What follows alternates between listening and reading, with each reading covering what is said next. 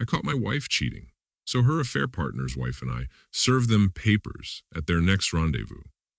Let me give you a bit of background on my wife and me. We've been married for 8 years, and every year we visit this amazing resort about an hour away from our home. We have a tradition of driving up in her car, and it's always a blast. We've made a lot of great memories there, and we look forward to it every time. Well, yesterday, things took a turn for me. My wife was about to get into the shower when she realized that she had left her phone in her car, so she asked me to go get it for her. Sure, no big deal. So I went to her car, opened the passenger door, and reached for her phone, which was lying on the passenger seat. Then something caught my eye. I found a pack of matches from the resort between the passenger seat and the door. I didn't think much of it at the time since we always drive her car there. I just pocketed the matches and went on with my day. Well, it just so happened that my good buddy Bob and I had planned to have lunch that day.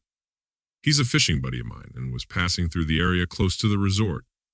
He suggested we meet up for lunch, and I figured, why not? So I suggested that we eat at the resort. I handed my wife her phone and then reminded her that I'd be having lunch with Bob that day. She asked where we would be eating, and I told her we were going to meet at the resort because it was close to where Bob would be passing through. She tensed up for a brief moment, but I didn't think much of it at the time. I got myself ready, gave her a kiss goodbye, and was on my way. So Bob and I met at the resort, had a fantastic lunch, talked about our past fishing trips, and started discussing where we'd go on our next one. As we were leaving, Bob grabbed a few packs of complimentary matches from the box on the counter. We stepped outside, lit up a couple of cigarettes, and noticed that there was an advertisement on the matchboxes for a great fishing spot with cabin rentals.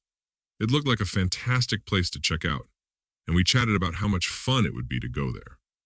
We agreed that we'd both do a little research and make a decision soon. Bob then got in his car and headed down the road. I realized I hadn't grabbed any matches for myself, so I went back inside to snag a few packs before heading home. As I was grabbing them, I mentioned to the desk clerk how much I loved the picture on the matches. He replied, "Yeah, we just got those 3 days ago."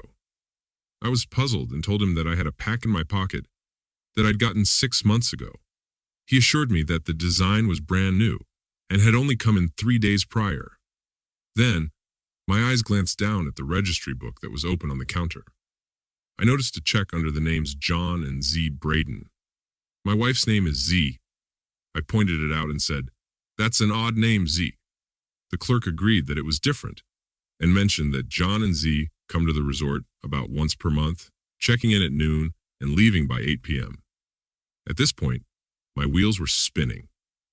First the matches, then the girl's day out where she had left around 11 a.m. and gotten back home around 9 p.m. And now some woman with the same name is on the registry at the resort. I thought to myself, there was no way in hell this was just some coincidence. Anyway, I kept my cool and made some small talk with the clerk before leaving the resort. The entire drive home, my mind was racing. I couldn't believe what I had just discovered. I had to come to the realization that my wife, my loving Z, had been cheating on me, and not just once, but apparently every month for who knows how long. The anger and betrayal boiled inside me, but I knew I couldn't just confront her. No, I needed a plan. I needed revenge. I mean, it hurt me so bad, so why shouldn't she hurt some as well? So, for the next hour as I drove home, I started plotting. I knew that next month, Z would be going on her girls' day out again. But this time, I'd be ready. I'd make sure she got a surprise she'd never forget.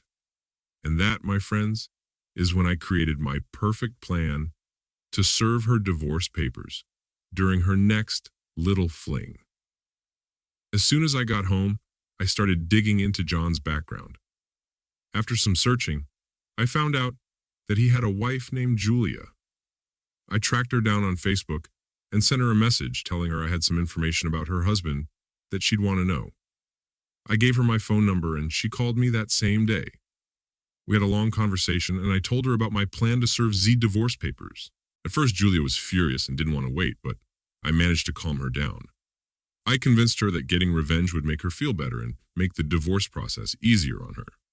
She'd be able to hold her head high, walk away with pride, and not let John get away with this hurtful act so easily. She asked me what attorney I was going to use to draft my papers. She said she didn't know anyone personally, and that she could probably just use the same one I was using. I told her that I had a friend who was an attorney, and that he was really good at his job, so we both contacted him, which turned out to be a great thing. The plan was to show up at the resort around dinner time during next month's rendezvous when Z and John would be meeting. We staged my buddy, the attorney, as a photographer, taking pictures of happy people at the resort. I would follow behind him with a video camera, wearing a long-haired wig and a ball cap to hide my face. The only issue we thought we might have was that the staff might try to stop us if they realized that we weren't supposed to be there. But we didn't need to keep up the facade very long, so we weren't too worried about it. We just needed time to get staged at the table to drop the bomb, and then it wouldn't matter anymore. We got to their table to take their picture and video, and that's when I yanked off the hat and wig, revealing my face from behind the video camera. Z's face went white as a ghost. She looked at me in total disbelief. I knew I had surprised her good. She was usually pretty quick and witty, but at this moment, she was totally speechless. The attorney served her the papers on the spot, and I started pressuring Z to sign them immediately. I told her that she was to walk away with only her personal belongings and her car. I threatened that if she didn't sign, I'd show the video to everyone we knew, even her parents. She resisted. So then I turned to John and told him I knew about Julia, and that if Z didn't sign the papers right then, I'd tell Julia about the affair. Now John started putting pressure on Z to sign. She was looking at him the way she had been looking at me, with a tremendous amount of shock and disgust. Imagine that. I really thought he would have had her back and been willing to sacrifice himself for her. LOL.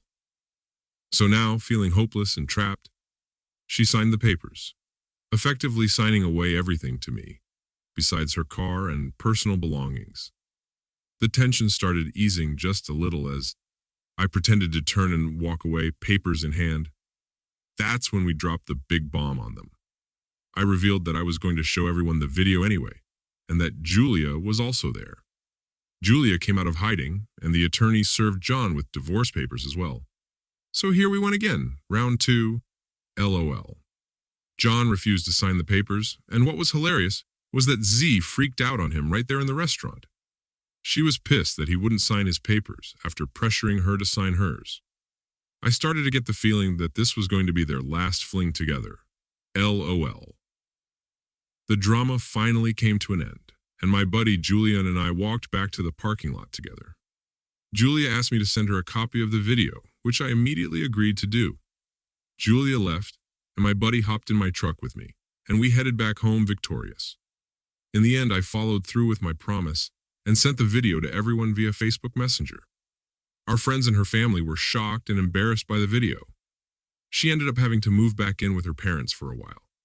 I had really come to respect them over the years, and although it was a nasty thing to do, I really didn't want them to get an earful of lies about the situation. I really needed them to know the truth about how this had all transpired. Julia also got nearly everything in her divorce with John and was satisfied with the outcome. We were both extremely proud of our revenge and had no remorse for what we'd done. After all, our cheating spouses had betrayed our trust, and we managed to expose their deceit in a way that left us both feeling vindicated and empowered. Well, what do you think? Was it too much, or did those cheaters get what they deserved? Let us know your opinions in the comments below. When you subscribe, be sure to click the notification bell. Click here for more. Cheating Secrets Podcast.